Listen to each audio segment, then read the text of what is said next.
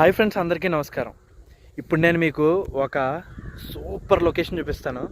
అసలు మామూలుగా అయితే లేదు, చాలా అద్భుతంగా ఉంది. నాకు ఇక్కడి నుంచి అయితే వెళ్ళాలని కూడా అనిపించట్లేదు, అంత అద్భుతంగా ఉందండి ఈ లొకేషన్ అనేది. ఇంకా ఆలస్యం చేయకుండా మీరు కూడా చూసేయండి ఒకసారి. ఇదిగోండి, చూసారా? ఇదంతా ఏంటనుకుంటున్నారు? గోదావరి. ఇప్పుడు నేను కేదార్లంక అనే ఒక గ్రామంలో ఉన్నానండి. ఈ గ్రామం చాలా బ్యూటిఫుల్గా ఉంది, చాలా అద్భుతంగా ఉంది. అలాగే ఈ గ్రామంలోని ఒక అమ్మవారి గుడి అయితే ఉందండి. ధనమ్మ తల్లి గుడి, ధనమ్మ అమ్మవారు అండి. ఈవిడ పేరు వచ్చేసి, ఆ అమ్మవారు ఉన్న ప్రాంతాన్ని ధనమ్మ మర్రి అని పిలుస్తారండి. ఆ ప్రాంతం నుండి, ఆ ధనమ్మ మర్రి అనే ప్రాంతం నుండి ఇక్కడికి నేను బై వాక్లో వచ్చేయచ్చు. చాలా దగ్గర అనమాట ఈ ప్లేస్కి. చూడండి ఎంత అద్భుతంగా ఉందో అసలు.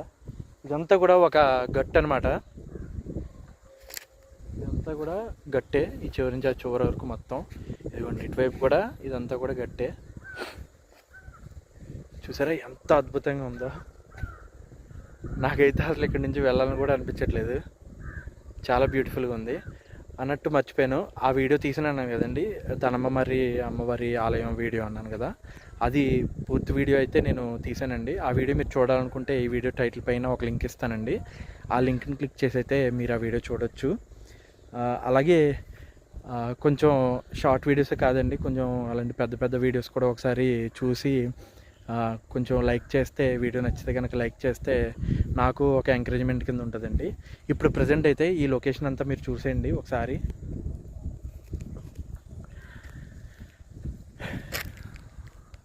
ఎంత బ్యూటిఫుల్గా ఉందో చూడండి. ఇటువైపు అంతా కూడా తోటలు అనమాట, పామాయిల్ తోటలు. ఇటువైపు అంతా గ్రీనరీ, ఇటువైపు అంతా నీరు. చూడండి చూడండి.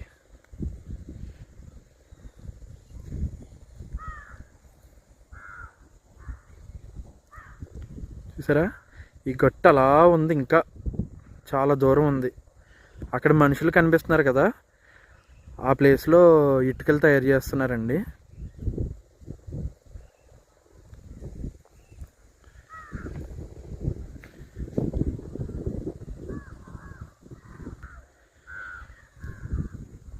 ఈ గోదావరి గట్టున చాలా పంటలు అయితే ఉన్నాయండి. అరటి తోటలు, పామాయిల్ తోటలు, కొబ్బరి తోటలు, ఇంకా అలా చిన్న చిన్న గోంగూర, పాలకూర ఇలాంటివి కూడా వేస్తున్నారు. వీడియో నచ్చితే లైక్ చేయండి.